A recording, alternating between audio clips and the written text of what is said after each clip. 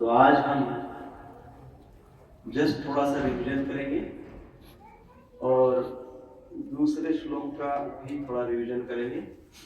Next time से तीसरा श्लोक करेंगे, ठीक है? तो आज हम दूसरा श्लोक पढ़ लेते हैं। श्रीमद् भगवद गीता अध्याय 7 श्लोक संख्या 2 7.2। सभी के पास भगवद गीता है?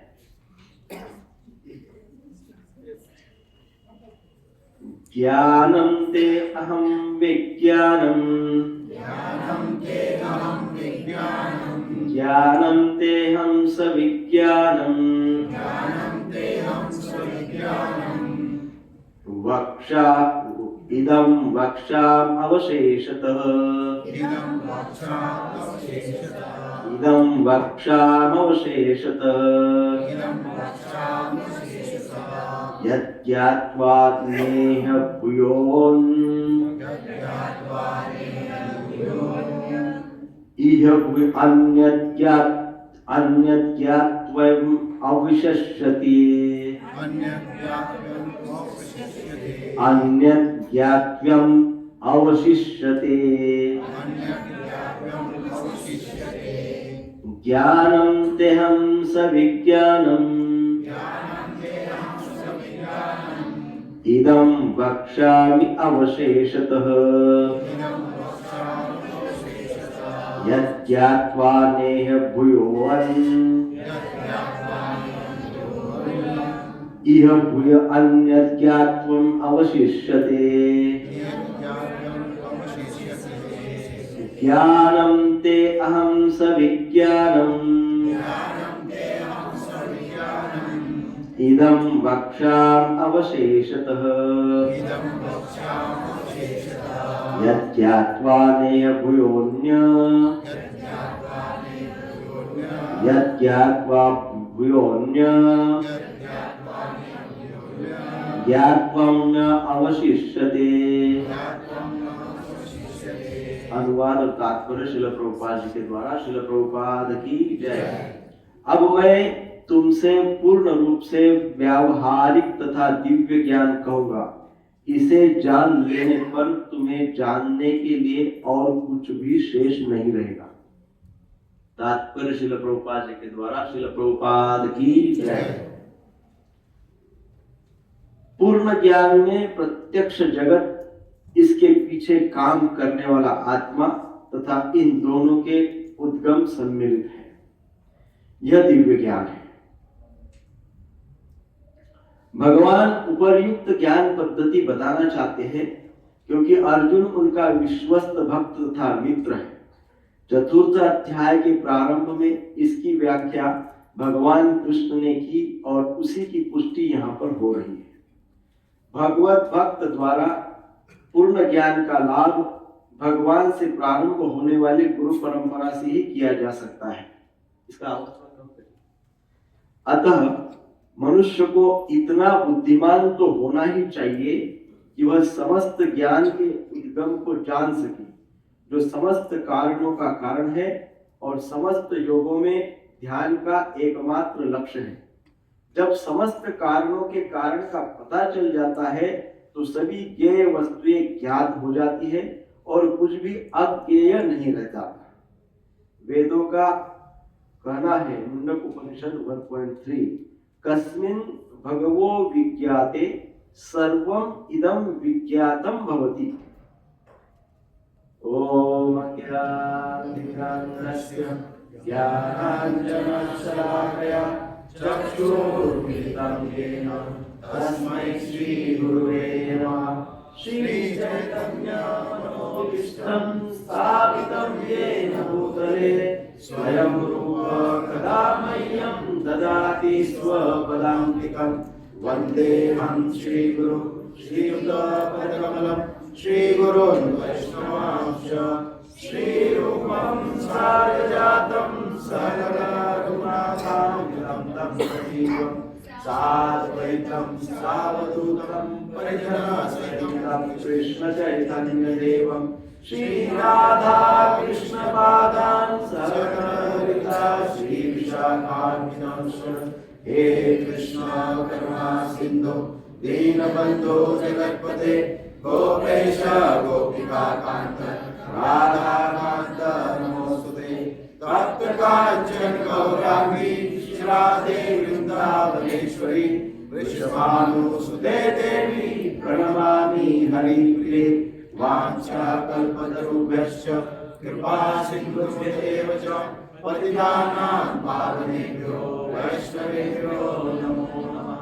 जय श्री कृष्ण चैतन्य प्रभु नित्यानंद श्री अद्वैत गदाधर श्रीवासादि गौर भक्तवृंद हरे कृष्णा कृष्णा कृष्णा हरे हरे हरे राम राम राम हरे हरे हरे कृष्णा कृष्णा कृष्णा हरे हरे हरे राम राम राम हरे हरे हरे कृष्णा कृष्णा कृष्णा हरे हरे हरे राम राम राम हरे हरे। श्रील प्रभुपाद की जय।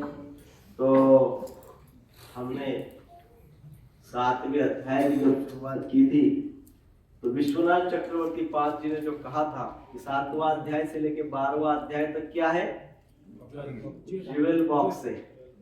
ज्वेल बॉक्स समझते हैं, जिसमें ज्वेल रखते हैं, है ना। तो बॉक्स का ऊपर का ढक्कन होता है, नीचे बेस होता है, बीच में हीरा रखते हैं, ज्वेल रखते हैं। तो ऐसे ही ऊपर का जो पार्ट है, उस बॉक्स का ढक्कन जो है वो है कर्मयोग, नीचे का जो बेस है वो है ज्ञान योग, उसमें जो हीरा रखा हुआ है बीच में वो है भक्ति योग। वो क्या है, अध्याय 7 से अध्याय 12 तक है, इसे हमने पूर्व में चर्चा की थी। और भक्ति योग क्या आसान है, भक्ति कैसे की जाती है, भक्ति का अर्थ क्या है, भगवान स्वयं इस अध्याय में 7वें अध्याय में हमको समझाएंगे, तो उसकी हम चर्चा कर रहे हैं। तो आज हम दूसरे श्लोक में पूरे 7वें अध्याय का एक प्रकार से चर्चा करेंगे, क्योंकि ये जो 7वें अध्याय का जो दूसरा श्लोक है आज जिसकी हम चर्चा करने जा रहे हैं, ये जो भगवत गीता के अनेक रत्न है ना, उसमें से एक रत्न है,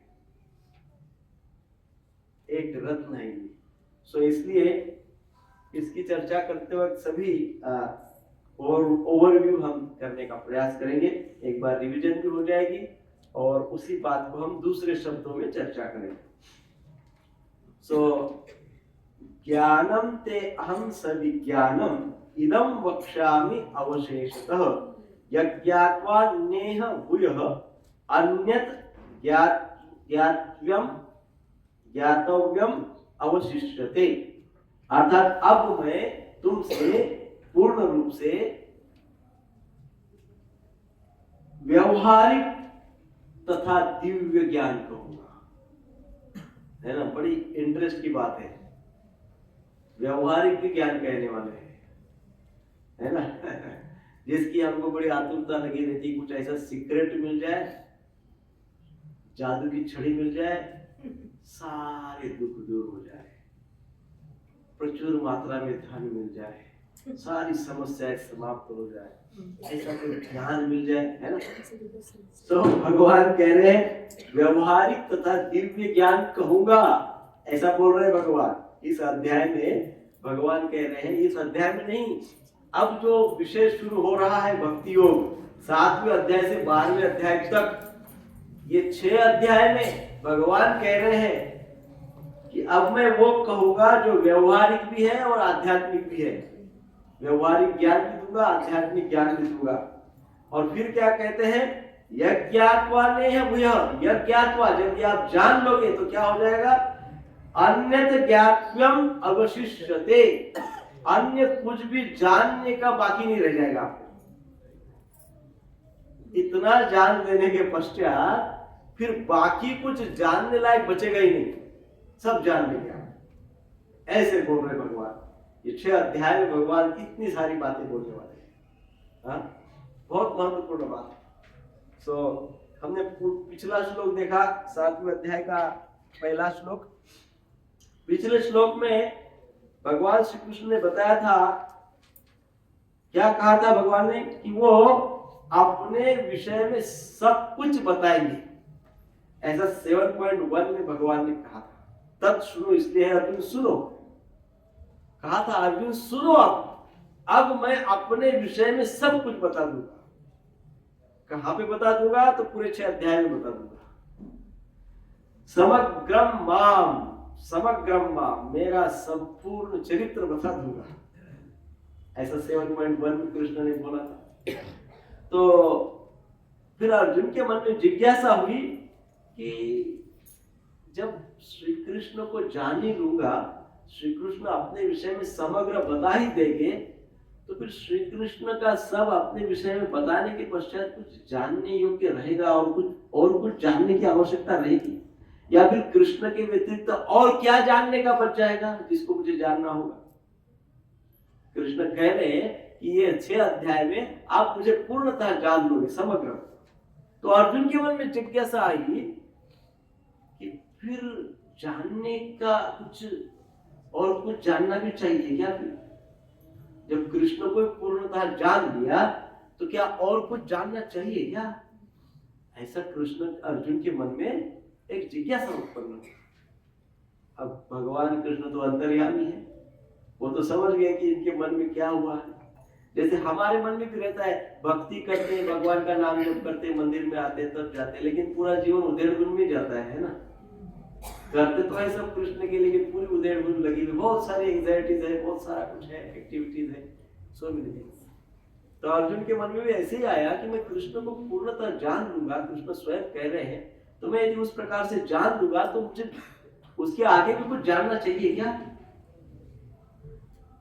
ऐसी जिज्ञासा अर्जुन के मन में हुई, और भगवान तो अंतर्यामी होने के कारण समझ गए कि अर्जुन के मन में इस बात की कुछ विचार चल रहे हैं। तो इसलिए ये श्लोक कृष्ण ने कहा, और इस श्लोक में कृष्ण ने कहा, क्या कहा, यत् ज्ञात्वा न भूयः अन्यत् ज्ञातव्यम अवशिष्यते, ज्ञातव्यम अवशिष्यते, कुछ जानने लायक बचेगा ही नहीं आपको, मुझे जब जान लो। तो इसलिए कृष्ण ने ये श्लोक कहा। तो पहला जो पंक्ति है, मैं तुम्हें विज्ञान सहित ये ज्ञान पूर्ण रूप से बताऊंगा, पहली पंक्ति। पहले पंक्ति में कहा है, ज्ञानम ते अहम सविज्ञानम, ज्ञानम ते अहम सविज्ञानम इदम वक्ष्यामि अवशेषतः। तो मैं तुम्हें विज्ञान सहित यह ज्ञान पूर्ण रूप से बताऊंगा। ये जो ज्ञान है, तुम्हें ज्ञान के साथ, विज्ञान के साथ ज्ञान बता दूंगा मैं तुम्हें अर्जुन, ऐसे कृष्ण बोल रहे हैं। अब भगवान श्री कृष्ण 2 चीजें एक्सप्लेन कर रहे हैं। भगवान कृष्ण 2 बातें बता रहे इस श्लोक में। कौन सी 2 बातें? एक है ज्ञान और दूसरा है विज्ञान। ऐसा सिंपल भाषा में समझो तो ज्ञान अर्थात जनरल नॉलेज, ज्ञान अर्थात जनरल नॉलेज, और विज्ञान अर्थात डीपर नॉलेज। जस्ट सरल भाषा में बोलने के हेतु में बोल रहा हूं कि ज्ञान अर्थात जनरल नॉलेज, सारा जनरल नॉलेज तो भरपूर है अपने पास, कम है क्या जनरल नॉलेज? दुनिया के संपूर्ण पृथ्वी के कोई भी कंट्री का कुछ भी पूछे, हमको सब पता है। ज्ञान बहुत है, जनरल नॉलेज बहुत है, डीपर नॉलेज, गुह्य ज्ञान, उसको कहते हैं विज्ञान। जनरल नॉलेज ज्ञान, डीपर नॉलेज विज्ञान, गुह्य ज्ञान को विज्ञान कहते हैं। सो विज्ञान की बहुत सारी व्याख्या हो सकती है। उसको इंग्लिश में कहा जाए तो डीपर नॉलेज, एडवांस्ड नॉलेज, जो हम बार बार कहते हैं अप्लाइड नॉलेज। ज्ञान को जब अप्लाई करते हैं तो वो विज्ञान हो जाता है। So Bhagavad Gita is applied knowledge, applied science, है ना। जो ज्ञान को हम आचरण में लाते हैं, जब ज्ञान की हम अनुभूति करते हैं, रियलाइज, ज्ञान है, ज्ञान के साथ रियलाइजेशन है क्या? रियलाइजेशन, जिस ज्ञान का हमको अनुभव हो जाता है, जिस ज्ञान की हमको अनुभूति आ जाती है, उसको विज्ञान कहते हैं। ज्ञान के अनुभूति को विज्ञान कहते हैं। इस प्रकार से हम इसको जनरल व्याख्या समझ सकते हैं। तो अब भगवान कह रहे हैं कि अर्जुन, अब मैं तुम्हें जनरल नॉलेज और डीपर नॉलेज दोनों एक्सप्लेन करूंगा। क्या कहते हैं Krishna? I will explain to you general knowledge and deeper knowledge. सामान्य ज्ञान और गुह्यतम ज्ञान, दोनों ज्ञान में तुम्हें बताऊंगा। इस प्रकार से कृष्ण अर्जुन को कह रहे हैं। अब और थोड़ा इसी विषय में चर्चा करें तो ज्ञानम, इस शब्द का अर्थ है कौन सा ज्ञान? तो कहा गया है, बच्चों को शांत करेंगे, पीछे से कोई बच्चों को शांत।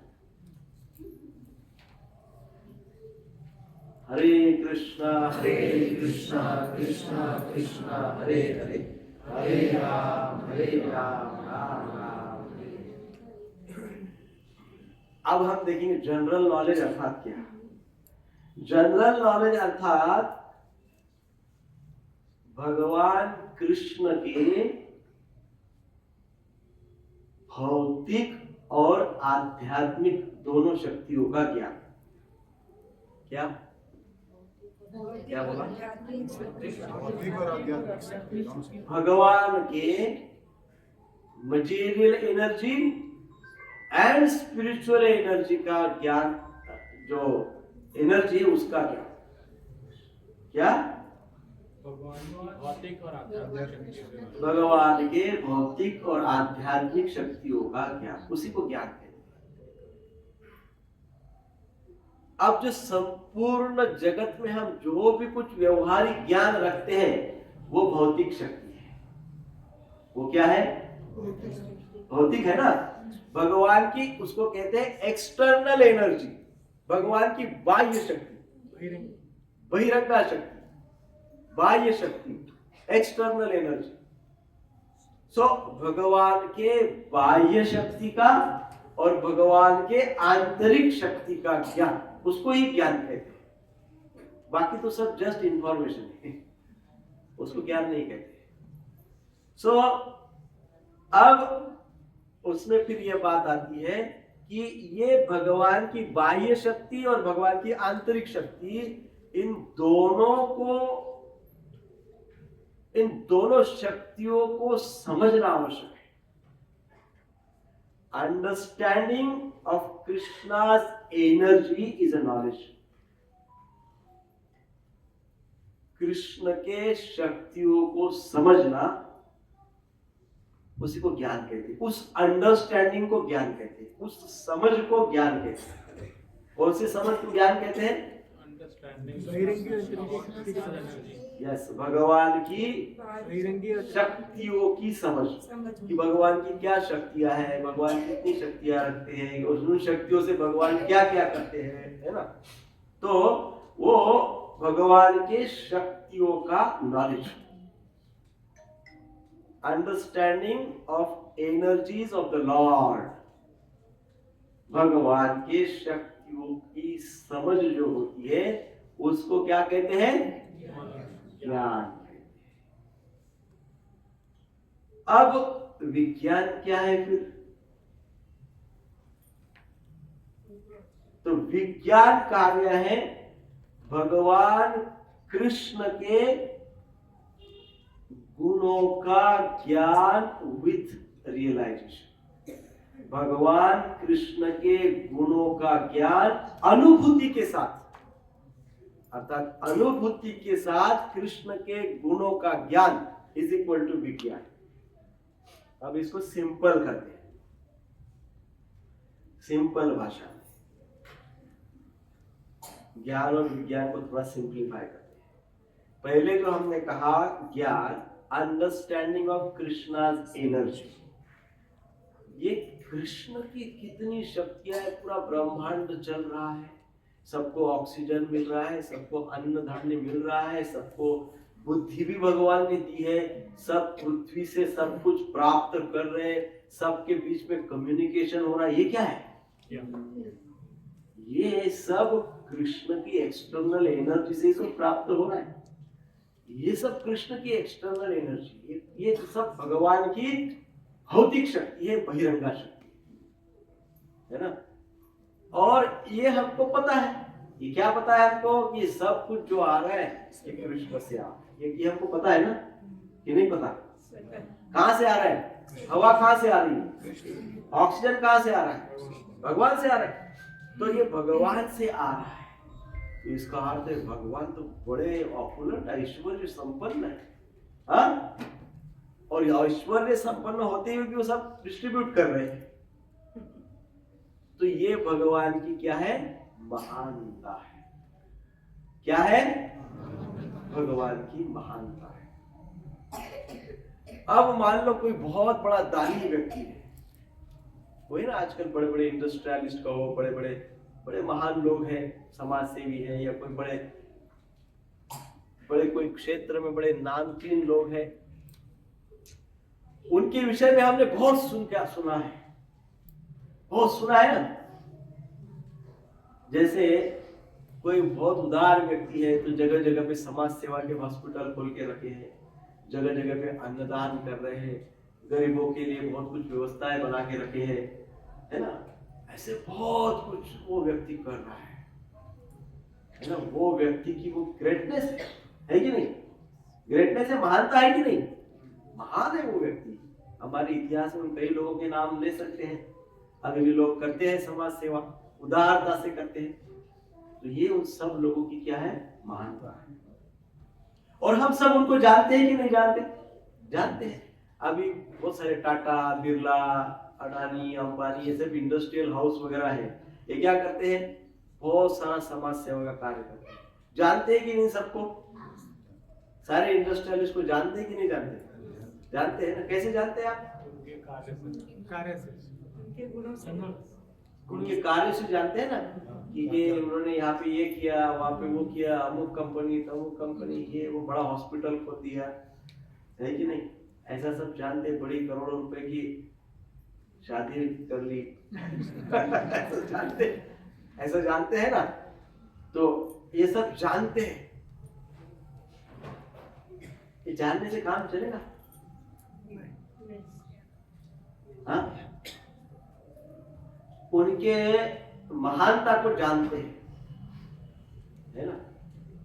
लेकिन रियल, आपको जो रियल अनुभूति, जो रियल पीस या रियल के आनंद को या समाधान, संतुष्टि आपको कब होगी? जब आप उनके निकट जाओगी, उनके साथ आपका संबंध बनेगा, आप उनको जानोगे, कहोगे अरे इनको तो मैं बहुत अच्छे से पर्सनली जानता हूं। कैसे जानता हूं? पर्सनली। मान लो आप अंबानी, अडानी को पर्सनली जानते हैं, हाँ? और आप ये भी जानते हैं कि वो इंडस्ट्रियलिस्ट है। दोनों जानकारी में क्या फर्क है?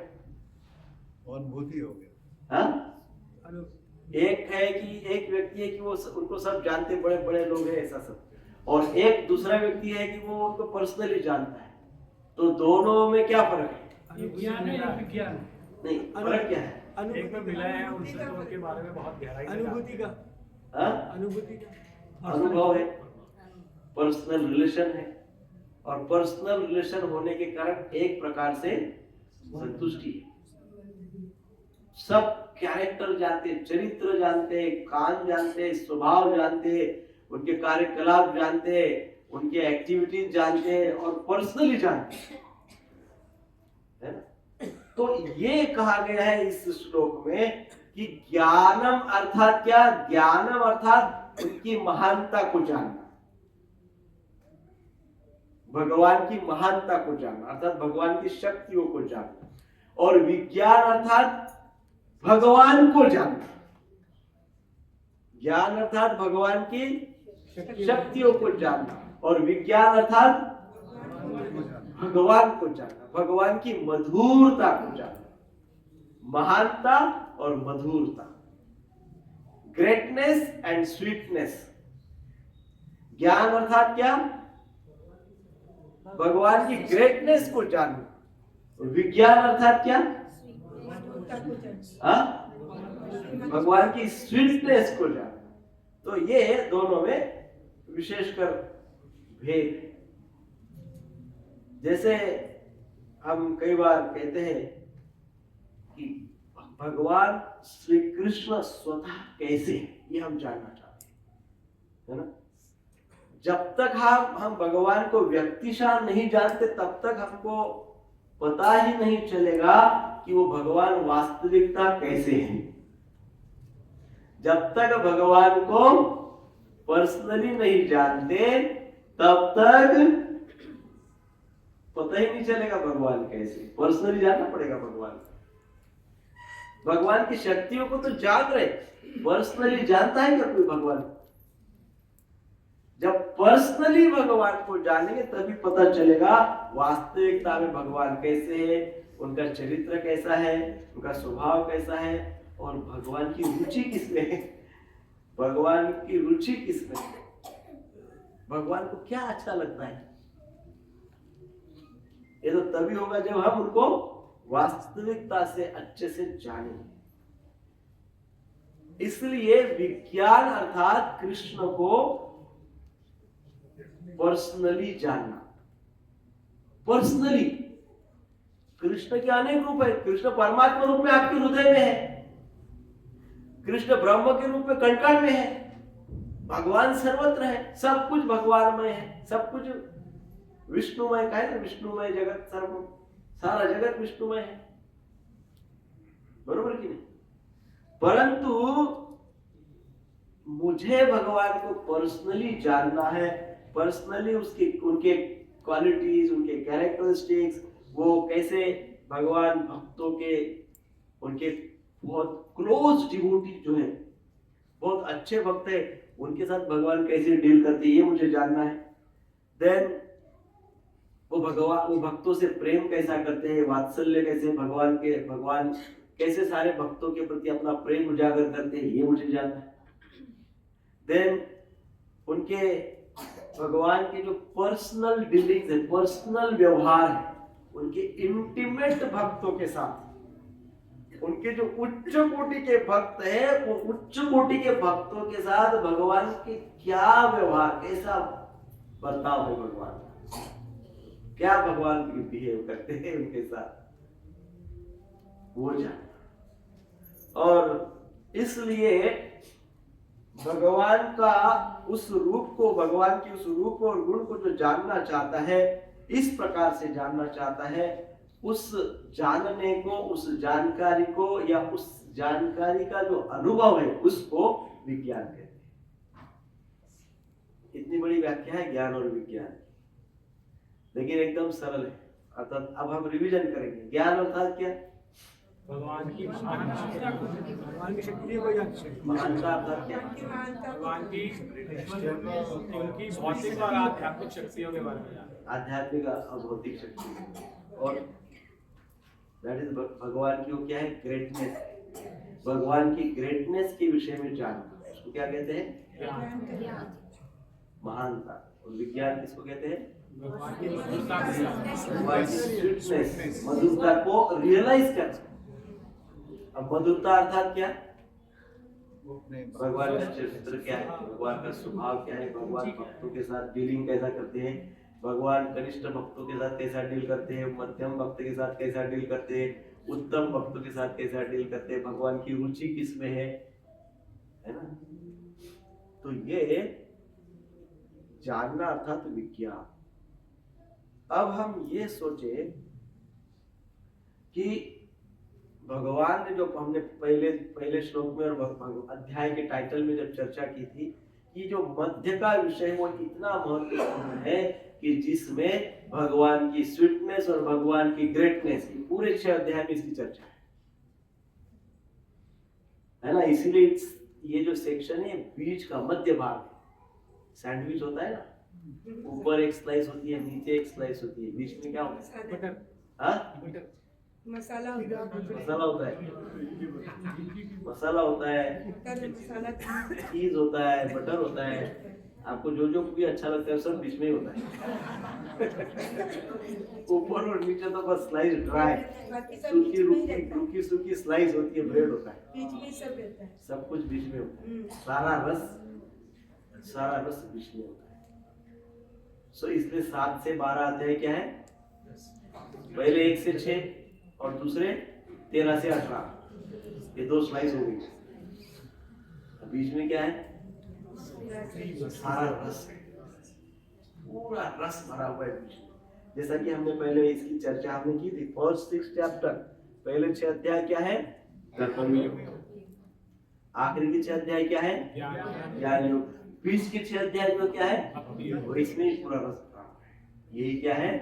Essence of Bhagavad Gita, essence of knowledge, essence of everything, essence of existence, है ना? ये 6 क्या है? सार है भगवद गीता का, है ना? ये 6 अध्याय भगवद गीता का सार है। सो भक्ति योग में जो भगवान बता रहे 6 अध्याय में, वो 6 अध्याय में भगवान मधुरता बता रहे हैं, अपनी स्वीटनेस बता रहे हैं। इसलिए ये 6 अध्याय को दिव्य ज्ञान, आध्यात्मिक ज्ञान, डीपर नॉलेज या विज्ञान कह सकते हैं। ये 6 अध्याय को अनुभूति कह सकते हैं। किसकी अनुभूति? दिव्य ज्ञान की अनुभूति कह सकते हैं। सो ये 6 अध्याय इस प्रकार से संपूर्ण गीता का सार है। हरे कृष्णा कृष्णा कृष्णा हरे हरे, हरे राम राम राम हरे। अब आप बताएंगे कौन से 6 अध्याय? पीछे से बताइए थोड़ा। कौन से 6 अध्याय? 7 से 12। ये क्या है? भक्ति योग। भक्ति योग क्या है? गीता का सार। क्यों सार है? क्योंकि इसमें भगवान की मधुरता है, मधुरता, स्वीटनेस है ना? भगवान की महानता में भी मधुरता है, पर मधुरता एक बहुत विशेष बात है। सो अब हम 7वें अध्याय की जो शुरुआत किए हैं, ये 7वें अध्याय का जो 7वां जो अध्याय है, ये मधुरता का पहला अध्याय है, सार का, गीता के सार का पहला अध्याय है, अर्थात मध्य भाग की शुरुआत का अध्याय है। और इस अध्याय का ये दूसरा श्लोक है। सो भगवान यही कह रहे हैं कि जो 7 से 12 तुम्हें मैं बताने जा रहा हूं, बहुत ही गहन, गुह्य, डीपर एंड डीपेस्ट नॉलेज है 7 से 12। इसलिए तो बोल रहे भगवान, इतना सुन लोगे तो इसके बाद सुनने की आवश्यकता नहीं। ये इतना है सब कुछ, इतना डीपर है। सो यह मध्य के 6 अध्याय का भी मध्य है ना? ये जो मध्य के 6 अध्याय है ना, ध्यान से सुनिए। ये गीता का मध्य भाग है। कौन सा? 6 to 12, 6 to 12, 7 to 12, 6 अध्याय। 6 अध्याय 7 से 12 गीता का मध्य है ना? अब ये मध्य का भी मध्य है। मध्य का मध्य क्या है? 7, 8, 9, 10, 11, 12। तो पहले 2 छोड़ो, लास्ट के 2 छोड़ो, तीसरा कौन सा रह गया? 9 और 10। तो ये 9 और 10 क्या है? सार का भी सार है, अमृत का भी अमृत है, सार का भी सार है ना, इसेंस ऑफ द इसेंस, तो सारे इसेंस का इसेंस है। मध्य का मध्य, कौन सा अध्याय? और अध्याय 10।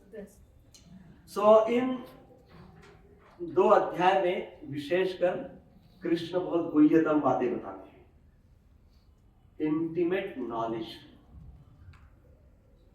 9वें और 10वें में क्या कहते हैं भगवान? Intimate knowledge. ऐसा नॉलेज, ऐसा ज्ञान, ऐसा विज्ञान, उसमें का कोई एक आध शब्द भी आपके हृदय को स्पर्श हो गया है, एक शब्द, मैं श्लोक नहीं बोल रहा हूं, कोई एक शब्द भी टच हो गया अंतःकरण को, हृदय को स्पर्श हो गया, जीवन सफल हो गया, जीवन जस्ट एक शब्द। इसका अर्थ ये नहीं कि पहले 6 और दूसरे 6 अध्याय का कोई उपयोग, ऐसा नहीं, वो भी बहुत ही उपयुक्त है और वो भी दिव्य है, परंतु हमारे कलयुग के जीवों के लिए भगवान ने जो अमृत बना के रखा है, वो बहुत जल्दी हमारे जीवन में अप्लाई हो सकता है। उन बातों को हम बहुत जल्दी, बहुत तुरंत ही हम अपने जीवन में अप्लाई कर सकते हैं, तुरंत कर सकते हैं, कोई लेट वाला काम नहीं, कल परसों वाला नहीं, अभी ऐसा कर सकते हैं। सो इसलिए कि वो क्या है? Intimate knowledge. ये 2 अध्याय, इन 2 अध्याय में भगवान कृष्ण ने अपने अंतःकरण को प्रकट किया है। भगवान ने इन 2 अध्याय में अपने हृदय को प्रकट किया है। क्या किया है?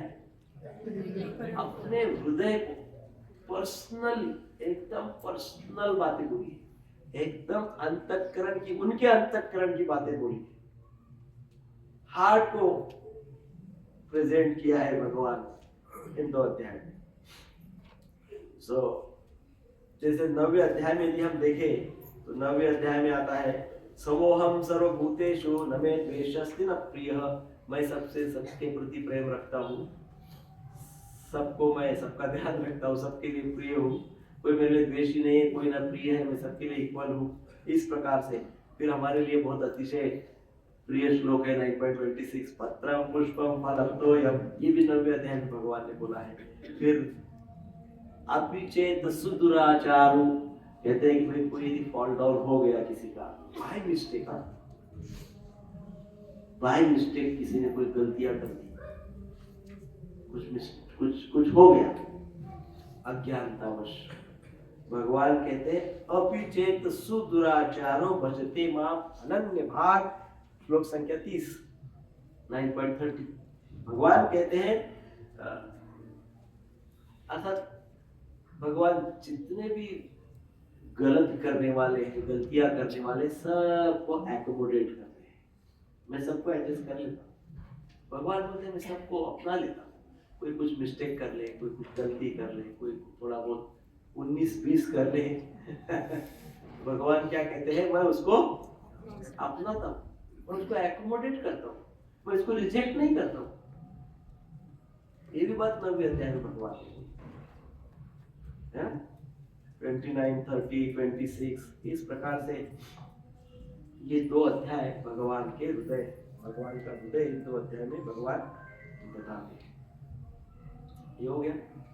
फिर दूसरा और एक गणित करते हैं। भगवद गीता के श्लोक कितने हैं? 700। अब 700 श्लोक का मध्य क्या आता है? 350। अब 700 इवन नंबर है, तो इवन नंबर का मध्य नहीं होता है, तो इवन नंबर का मध्य 2 श्लोक होते हैं। 350 से क्या हुआ? 350वां और 300, 350 एंड 351, बरोबर है। तो भगवद गीता का 350 और 351 कौन सा श्लोक है? यस, 9.13 एंड 9.14, 9वें अध्याय का 13वां श्लोक और 9वें अध्याय का 14वां श्लोक, 9.13 एंड 9.14। श्लोक संख्या 350 और श्लोक संख्या 351, वो भी कौन सा अध्याय में आ रहा है? हाँ, वो भी 9वें अध्याय। अब गीता का, संपूर्ण गीता का ये सार, अब सार के सार के सार का सार कितने बार हो गया? 3 बार हो गया। सबसे पहले भगवद गीता संपूर्ण वैदिक ज्ञान का, वैदिक शास्त्र का सार। भगवद गीता का सार 6 अध्याय, 6 अध्याय का सार 9वां और 10वां अध्याय, और फिर उसका भी सार 9.30 एंड 9.40, 9वें अध्याय का 13वां श्लोक और 14वां, क्योंकि 350 और 351 बरोबर है। अब 350 में क्या कहा गया है? महात्मानस्तुमां पार्थं दैवीं प्रकृतिम् आश्रितः भजन्ति अनन्य मनसो ज्ञात्वा भूतादिम् अव्ययम्। 9.30 हे पृथा पुत्र, क्या कह रहे भगवान? सुनो, हे पृथा पुत्र, जो लोग मोहग्रस्त नहीं है, जो लोग भ्रमित नहीं है, जो लोग मोहग्रस्त नहीं है, वे महात्मा लोग दिव्य प्रकृति के संरक्षण में रहते हैं। जो कंफ्यूज नहीं है, जो भ्रमित नहीं है, जो इल्यूजन में नहीं है ना? सारा संसार तो इल्यूजन में भटक रहा है, भ्रमित तो भ्रम है, परंतु जो लोग कहा गया है मोहग्रस्त नहीं है, वो मोहग्रस्त क्यों नहीं है? क्योंकि दैवीं प्रकृतिम आश्रितः, दैवीं प्रकृतिम आश्रित अर्थात दैवी प्रकृति, आध्यात्मिक प्रकृति के आश्रय में गए, आध्यात्मिक प्रकृति के आश्रय में गए। और फिर क्या करते हैं? भजन्ति अनन्य मनसो, वो क्या करते हैं? वो भक्ति में पूर्णतया तत्पर रहते हुए मेरा भजन करते रहते हैं, और वो मुझे अव्ययम, अज अव्ययम अर्थात वो मुझे अव्यय जानते हैं। अव्यय अर्थात अक्षय भगवान, जिनका कभी अंत नहीं, जिनका कभी क्षय नहीं, ऐसा वो जानते हैं, ऐसा बोला गया है। तो पहली बात तो ये कहा गया है कि वो लोग क्या होते हैं? आध्यात्मिक शक्ति के प्रोटेक्शन, आध्यात्मिक शक्ति के आश्रय में रहते हैं। अच्छा, आध्यात्मिक शक्ति के आश्रय में रहना है, ठीक है, आध्यात्मिक शक्ति के आश्रय में चले, अब जाके करना क्या है? उधर आश्रय ले लिया, आश्रय लेकर करना क्या है? तो 9.14 दूसरा श्लोक, 351 नंबर का श्लोक, सततं कीर्तयन्तो मां यतन्तश्च दृढव्रतः नमस्यन्तश्च मां भक्त्या नित्ययुक्त उपासते। तो कह रहे हैं कि ये महात्मा जन सदैव मेरी महिमा का कीर्तन करते हुए, बड़े दृढ़ संकल्प के साथ प्रयास करते हुए मेरे सामने नतमस्तक होकर नित्य युक्त उपासते, मेरा नित्य भजन करते रहते, पूजा करते रहते, उपासना करते रहते। सो 2 बातें बताई गई है, 2 बातें बताई। एक बात है शेल्टर, पहली बात क्या है? आश्रय लेते हैं, और दूसरी बात क्या है? सततम कीर्तयन्तो मां, सतत चैंटिंग करते हैं। सतत क्या करते हैं? कीर्तन। पहली बात क्या करते हैं? आश्रय लेते हैं, दूसरी बात क्या करते हैं? और ये क्या है? भगवद गीता का सार, सार के सार के सार का सार। हाँ, बरोबर है कि नहीं? बरोबर है कि कोई डाउट है? 350 351वां श्लोक, सार के सार का सार। तो आश्रय जो आध्यात्मिक शक्ति का लेते हैं, वो आध्यात्मिक शक्ति अर्थात कौन है? तो सर्वोत्कृष्ट सर्वोत्तम आध्यात्मिक शक्ति कौन है? श्रीमती राधा रानी। उच्च कोटि की आध्यात्मिक शक्ति कौन है? राधा रानी। और राधा रानी के आश्रित कौन है? संपूर्ण गुरु परंपरा है, और हमको उनका आश्रय लेना है। इसीलिए कहा गया है ना, पहले श्लोक में कहा गया महात्मानस्तु मां पार्थ दैवीं प्रकृतिम आश्रित, वो आध्यात्मिक प्रकृति के आश्रय में जाते हैं। और आध्यात्मिक प्रकृति अर्थात स्पिरिचुअल एनर्जी, अर्थात top most spiritual energy of the lord is Shrimati Radha Rani. तो श्रीमती राधा रानी का आश्रय ले लो और भगवान का नाम जप करो, ये गीता का सार।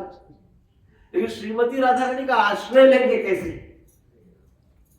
जिन्होंने उनका आश्रय ले लिया उनका आश्रय ले लो। किसने उनका आश्रय लिया? कौन? गुरु परंपरा ने आश्रय लिया। हाँ?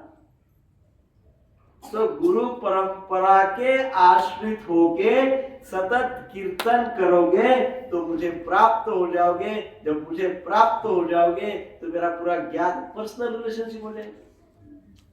और पर्सनल रिलेशनशिप हो जाएगा तो उसका अनुभव आएगा तो विज्ञान हो जाएगा। क्या हो जाएगा?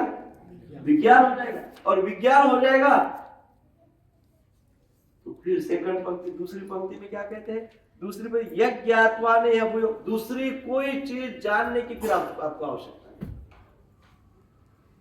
क्या जानकारी करोगे? जानकारी कितना न्यूज पढ़ते बैठोगे, कितना न्यूज सुनते बैठोगे रोज। Something is always there in material life. भौतिक जीवन में रोज कुछ ना कुछ होता है। कितना न्यूज इकट्ठा करोगे? रोज न्यूज़पेपर, कितने न्यूज़पेपर पढ़ो? एक न्यूज़पेपर को छापने के लिए कितने पेड़ कटते हैं? हजारों। कितने पेड़ काटे होंगे आज तक आपने पेपर पढ़ने के चक्कर में? क्या करोगे वो सब करके? तो कहा गया है कि जो जानने योग्य है मनुष्य जीवन के लिए, जो अल्टीमेट है वो देखो। अल्टीमेट क्या है? अल्टीमेट सार ये है, जो गीता का सार है, वो गुरु परंपरा का आश्रय और सतत कीर्तन। This is ultimate. इससे क्या होगा? इससे भगवान की प्राप्ति होगी। इससे क्या प्राप्ति होगी? भगवान की प्राप्ति होगी। और भगवान की प्राप्ति का अनुभव करना ही विज्ञान है कि नहीं?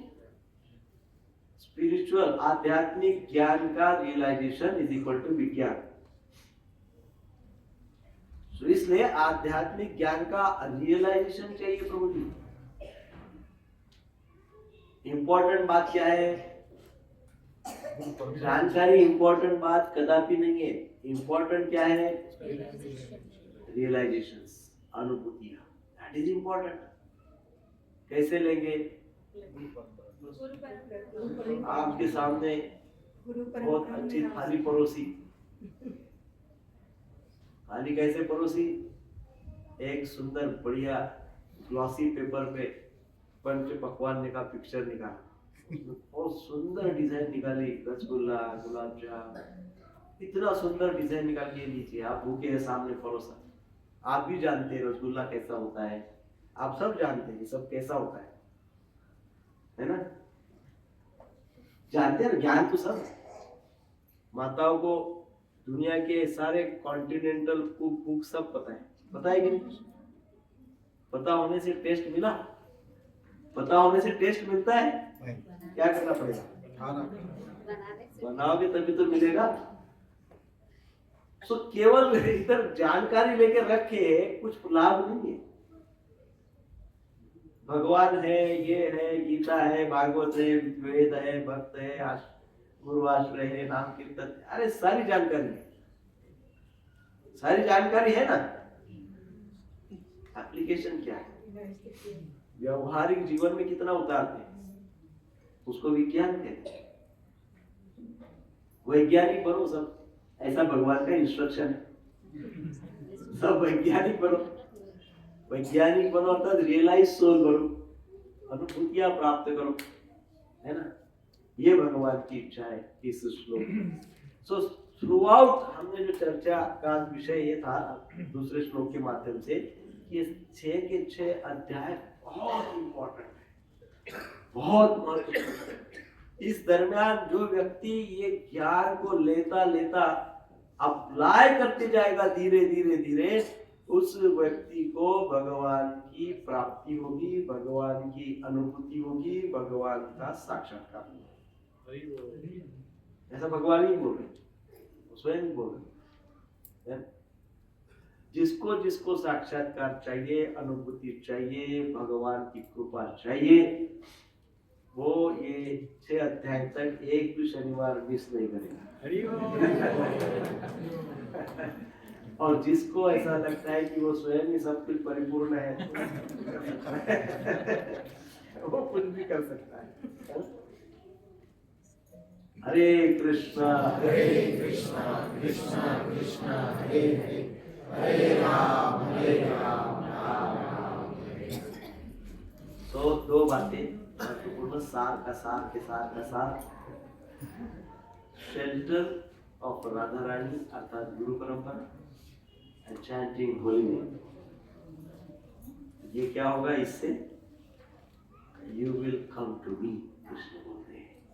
कृष्ण कहते हैं मैं आपको प्राप्त हो जाऊंगा, आप मुझे प्राप्त हो जाएंगे। मैं इसी जीवन में आपके साथ रहूंगा, इसी जीवन में आपको अनुभूतियां दूंगा, इसी जीवन में भगवान के विशेष नाम रूप गुण लीला का अनुभव होगा। ऐसे भगवान। So don't miss this opportunity, है ना? चलो प्रभुपाद की। सो 5 मिनट में इसको समराइज करें।